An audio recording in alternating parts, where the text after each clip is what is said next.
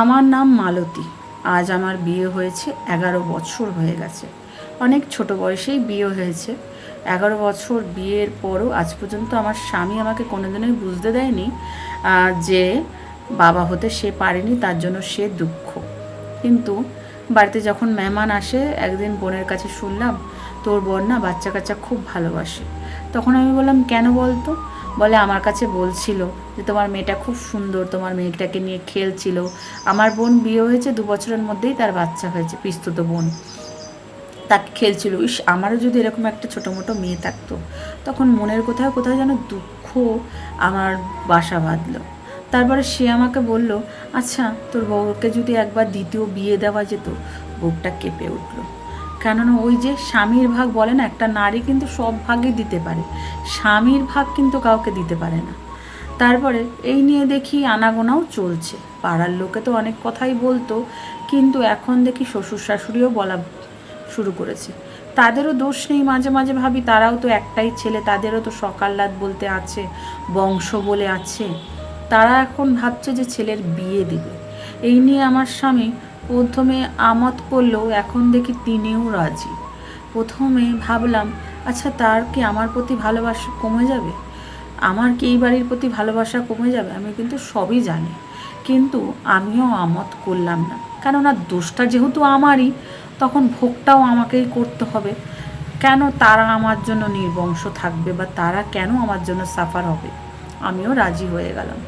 তারপরে একদিন হঠাৎ করে শুনলাম আমার স্বামীর যার সাথে বিয়ে হবে সেই মেয়ের নাকি 18 বছর ছোট। আমি ভাবলাম 18 বছর ছোট মানে অনেক সুন্দর দেখতে, তাহলে আমার এই বাড়িতে আর কোনো দরকার পড়বে না। আমি সবই জানি মনে মনে যে একটা বাচ্চা হলে তখন আরোই দরকার পড়বে না, সবাই আমাকে আস্তে আস্তে ভুলে যাবে, আমার নামটাও ভুলে যাবে।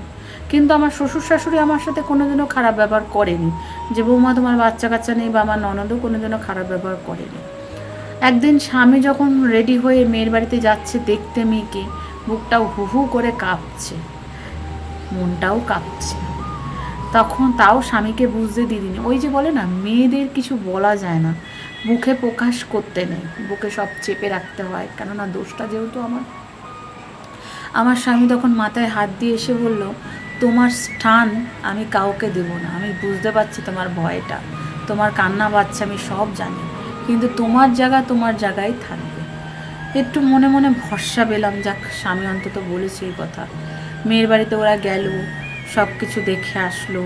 এসে ওরা আলোচনা করছে, আমি দরজার পাশ দিয়ে শুনলাম ওরা যে আগের, মনে করো আমাকে নাকি ওরা বিয়েতে দেখাতে না করেছে। তখন আমার বর পাশ দিয়ে বলল, আচ্ছা তাহলে ওকে কী বলে পরিচয় দেবে? তখন আমার শাশুড়ি বলল, কেন আমার বোনের মেয়ে বলে পরিচয় দেব?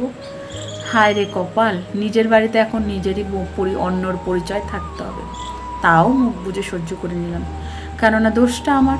একদিন রান্না করছি, রান্না করতে করতে শাশুড়ি এসে বলল, বৌমা তুমি এখন অন্য ঘরে থেকো, তোমার কিছু কিছু জিনিসপত্র এখন অন্য ঘরে শিফট করা শুরু করো।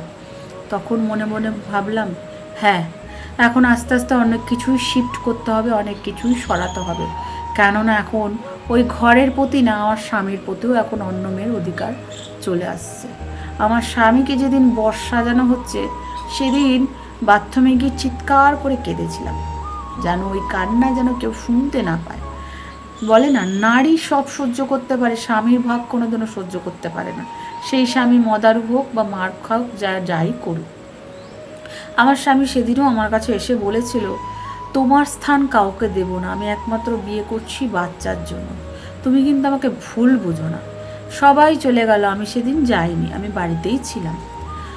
আবার ভাবলাম ফোন আসবে স্বামীর, দেখি তারপরে দেখলাম মেসেজ এসছে, তুমি খেয়ে নিও, আমরা এখানে বিয়ে পড়ানো হয়ে গেছে, বিয়ে হয়ে গেছে, আমাদের খাওয়া দাওয়া বাকি আছে।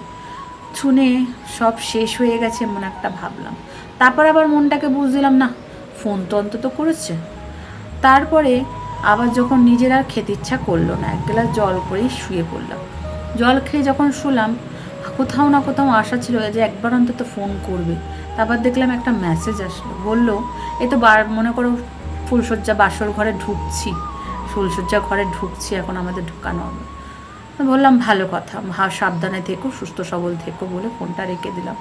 রেখে চোখের জল তো আর বাদ মানছে না, চোখের জল সমানে মনে হয় বালিশ বিষিয়ে দিচ্ছে, বিছনা বিষিয়ে দিচ্ছে।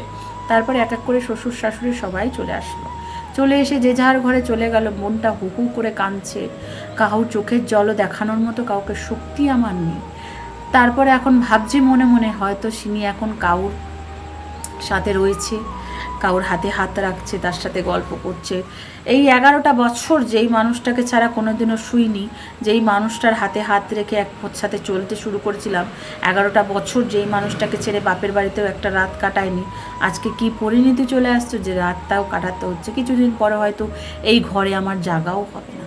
তারপরে হুট করে মেসেজ আসলো একটা, তুমি আমাকে বাঁচাও, আমি বাঁচতে চাই বলে মেসেজটা আসলো।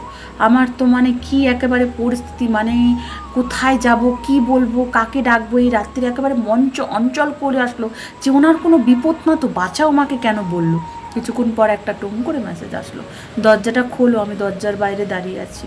তখন দরজা খুলে উনি যখন ঘরে আসলো বলে, ওই মেয়েকে আমি ছেড়ে দিয়ে এসেছি। আমি বললাম, কেন ছেড়ে দিয়ে এসছো? বলে, মেয়ে আমাকে ফুলশয্যা রাতে বলছে যে এখানেই থাকবো আমরা। তখন আমি বললাম, কেন? কালকে চলে যাব বাড়ি, তোমার দিদি আর তুমি থাকবে। বলে, দিদি কেন? তুমি না ওনাকে ডিভোর্স দিয়ে দেবে। তা আমি বললাম, কে বললো তোমাকে? তখন মেয়ে চিল্লি করে তার বাবা মা আত্মীয় স্বজনকে ডাক করলো। তখন তার বাবা বলল, আমার 18 বছর মেয়ে, তোমাকে এই বয়সে বিয়ে দিয়েছি, তুমি তাকে ছেড়ে দেবে বলেই দিয়েছি, তার সাথে সংসার করে দেবো বলে আমি দিইনি। তার বাচ্চা হয় না, সে আবার কিসের তোমার সাথে থাকবে? তখন তো আমার স্বামী বলছে আমি আকাশ থেকে পড়লাম। তখন সেই বাপ বলছে, আমার মেয়েকে যদি তোমার থাকতে হয় তাহলে সেই মেয়েকে ছাড়তে হয়। তখন আমি বললাম, না, আমার দরকার নেই, এখনই আমি আপনার মেয়েকে ছেড়ে দিয়ে আমি চলে গেলাম। কেননা সেই মানুষটা 11 বছর আমার সাথে চলেছে। এসে আমার স্বামী আমাকে হাত ধরে বলল, আর আমার বাচ্চারও দরকার নেই। সেই সময়টা আমি বুঝতে পেরেছি, বাচ্চা না থাকুক, কিন্তু তুমি যদি আমার পাশে থাকো সারাটা জীবন আমি কাটিয়ে দিতে পারবো। তো বন্ধুরা, এক সময় বাচ্চারা কিন্তু যখন জন্ম দেব, হ্যাঁ হয়তো মা না হয়ে বাবা না হয়ে আমাদের কষ্ট থাকবে, কিন্তু বাচ্চারা যখন বড় হয়ে যাবে তখন কিন্তু আমাদের দেখবে না। তখন জানো তো আমাদের সাথী খেয়ে থাকবে আমরা এই দুজনে, উনি আমার আমি তোমার, এই দুজনেই কিন্তু আমাদের বয়সকালের আশারা থাকবে। বাচ্চারা কিন্তু একদ্বন্দ্ব এসে আমাদের সাথে কথা বলতে আসবে না, মা তুমি কেমন আছো, বাবা কেমন আছো, কিন্তু এই স্বামী স্ত্রীর হাতটাই কিন্তু সারা জীবন আমাদের সাথে পাশে থাকবে। ভিডিওটা ভালো লাগলে লাইক সাবস্ক্রাইব করতে ভুলবেন না। বাই বন্ধুরা।